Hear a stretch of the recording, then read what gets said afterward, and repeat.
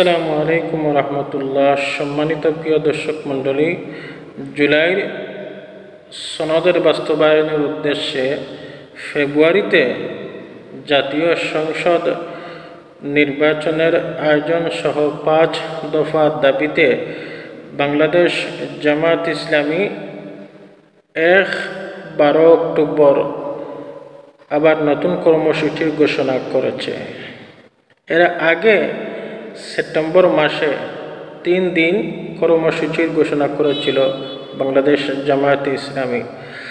আজ দুপুর মঙ্গলবার জামায়াতের কেন্দ্রীয় কার্যালয় থেকে বাংলাদেশ জামায়াত ইসলামী সেক্রেটারি সাহেব এক সংবাদ সম্মেলনের মাধ্যমে এই নতুন কর্মসূচির ঘোষণা করেছেন।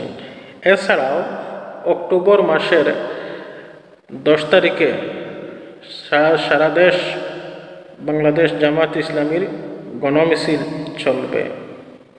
সম্মানিত প্রিয় দর্শক মণ্ডলী, ইনশাল্লাহ বাংলাদেশ জামায়াত ইসলামী সফল হবে।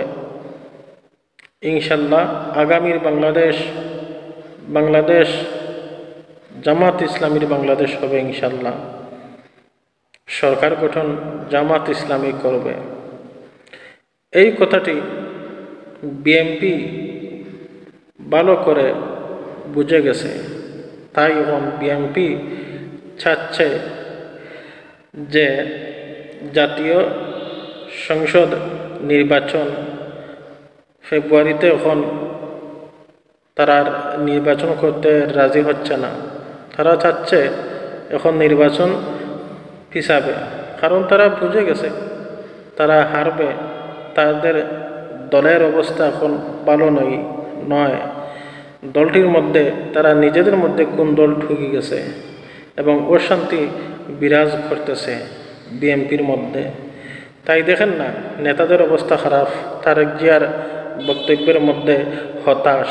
তাই এখন তারা চাচ্ছে যে নির্বাচন পিছানোর জন্য।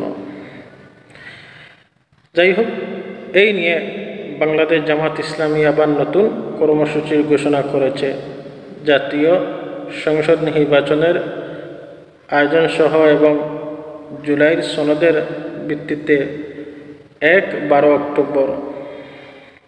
আসসালামু আলাইকুম রহমতুল্লাহ।